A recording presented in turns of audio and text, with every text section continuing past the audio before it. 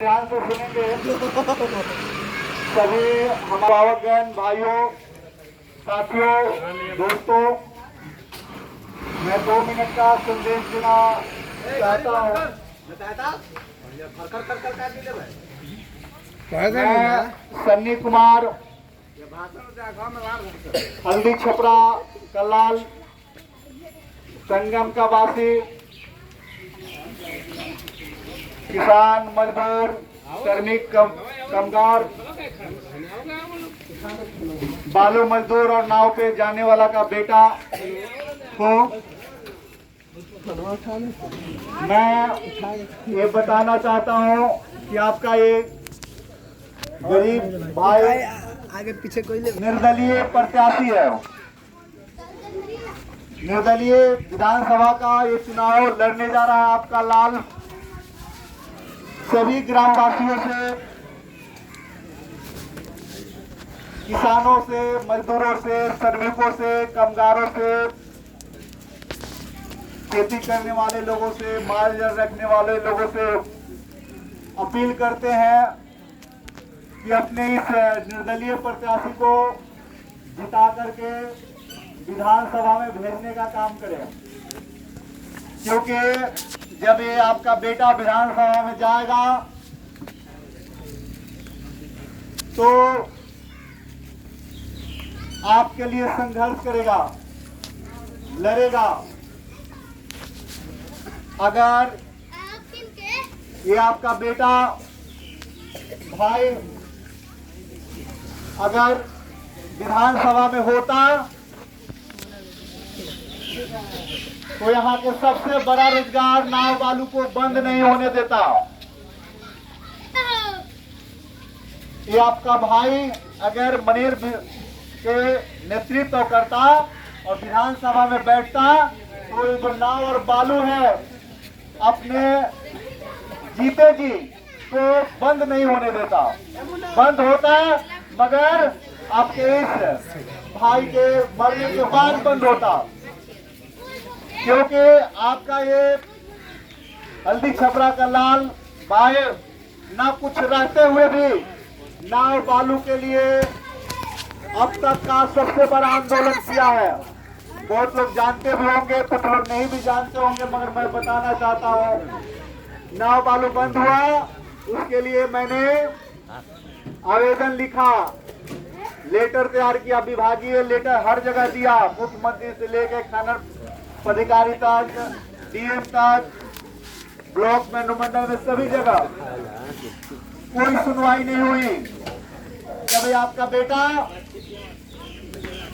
Complete banner poster छपाकर पूरा गांव घूम करके आंदोलन मार्च का डेट फिक्स किया और पूरे क्षेत्र में आरा पटना चारों तरफ गया, घूम कर लोगों को जुटाया मनेर के गांधी मैदान में।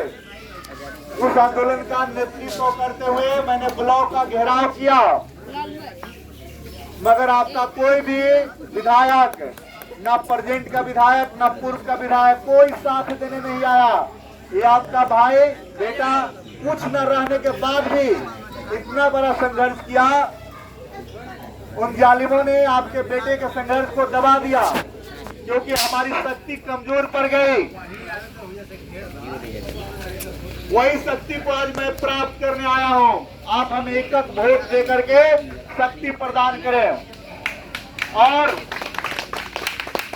अगर ये शक्ति हमें मिलती है तो फिर से मैं विधानसभा में जाकर कानून बनवाने का काम करूंगा, उसके लिए लड़ूंगा, आंदोलन करूंगा बड़े पैमाने पे, और फिर से दोबारा चालू कराने का मैं काम करूंगा। ये संगम आज मरणोपरांत हो गया है।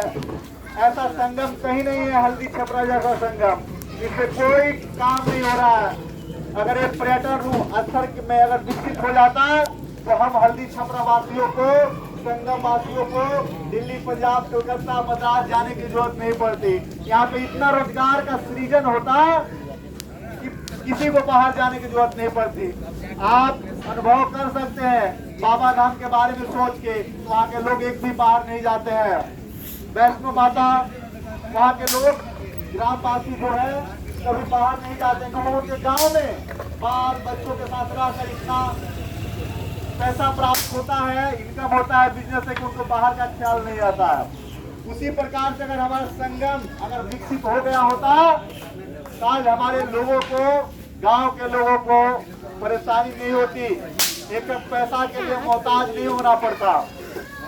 मैं आपको बताते चलो कि हमारा हल्दी छपरा का हॉस्पिटल आज से 25 साल पहले बंद कर दिया गया, आज तक वो बंद है। इसी गांव में हल्दी छपरा में रामनगर में हॉस्पिटल सरकारी चला करते थे, मगर वो आज आपका बंद है। आखिर के क्यों बंद है? क्योंकि सत्ता में बैठे लोग हॉस्पिटल को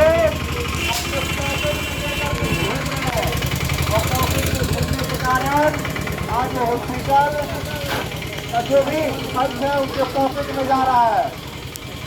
तो मैं बताते चलता हूँ, जब तक हमारे समाज का, गरीबों का, किसानों का, मजदूरों का, श्रमिकों का, काम करने वाले, झोंकी झोपड़ी में रहने वाले, छोटे मोटे दुकान चलाने वाले, खेती करने वाले, अगर ये लोग के समाज से अगर बेटा नहीं नेतृत्व करेगा, जब तक हमारा समाज का भला नहीं होगा। वो आज हमारा समाज का नहीं है, वो आज हमारे समाज से दूर चला गया, बहुत दूर। तो मैं अपने बातों से ये बताना चाहता हूँ कि आप अपने समाज के बेटों को पहचानिए। जब तक नहीं पहचानिएगा, समाज का विकास नहीं होगा।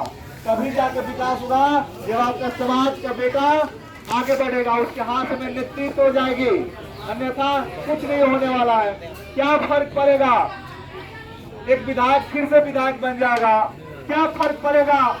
एक विधायक का बेटा फिर विधायक बन जाएगा, क्या फर्क पड़ेगा? एक विधायक का पोता फिर से विधायक बन जाएगा, क्या फर्क पड़ेगा? अगर एक मुख्यमंत्री दोबारा मुख्यमंत्री बन जाता है, क्या फर्क पड़ेगा? अगर एक मुख्यमंत्री का बेटा फिर से मुख्यमंत्री बन जाता है, कोई फर्क नहीं पड़ेगा। मगर फर्क पड़ेगा जब ये आपका बेटा ट्यूशन पढ़ाने वाला विधायक बनता है, मुख्यमंत्री बनता है। फर्क पड़ेगा जब किसान का बेटा विधायक बनेगा, मुख्यमंत्री बनेगा, तब फर्क पड़ेगा। फर्क पड़ेगा नाव पे जाने वाला का बेटा विधायक बनेगा, मुख्यमंत्री बनेगा, तो फर्क पड़ेगा। फर्क पड़ेगा मजदूरी करने वाला का बेटा विधायक बनेगा और मुख्यमंत्री बनेगा, तब जाके फर्क पड़ेगा। फर्क पड़ेगा बालू के काम करने वाला का बेटा विधायक बनेगा, मुख्यमंत्री बनेगा, तब जाके फर्क पड़ेगा, अन्यथा कुछ नहीं होने वाला है। तो हम लोग अपने लाल को बहुमत दे, शक्ति दे, जिससे अपने समाज के लिए, अपने वर्ग के लिए लड़ेगा। इन्हीं के शब्दों के साथ सभी लोगों को धन्यवाद देते हुए अपनी वाणी को समाप्त करते हैं। जय हिंद, जय भारत।